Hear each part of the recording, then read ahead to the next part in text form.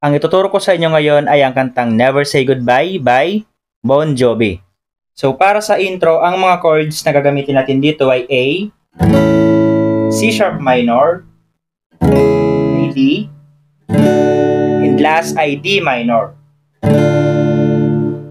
Then para naman sa strumming pattern niya ay ganito: down, down, up, up, down, down, down, up.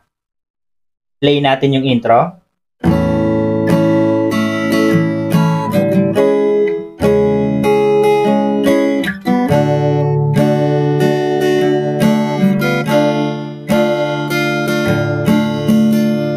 Proceed ka na ng verse. Then para sa verse, ang mga chords na gagamitin natin dito ay A, C sharp minor, G, at D. Bali, i-play mo siya ng 2 times. So yung strumming pattern natin para sa verse ay pareho lang sa intro. Kaya ngayon, play natin siya.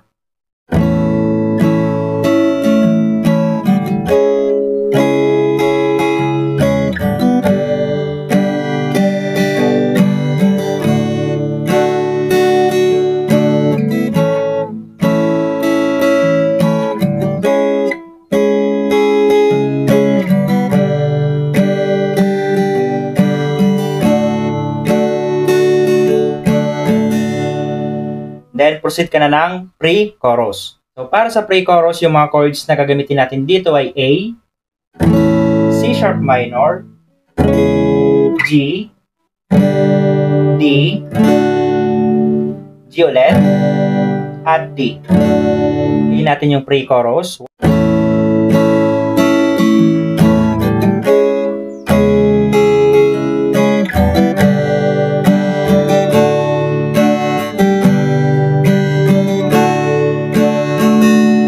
Then, proceed ka na ng chorus. So, ang mga chords na gagamitin natin para sa chorus ay A, C sharp minor, D, at D minor. Bali, i-play mo yan ng 2 times. At para naman sa strumming pattern niya ay ganito: down, down, up, up, down, down, down, up. Play natin siya. Never say goodbye, never say goodbye.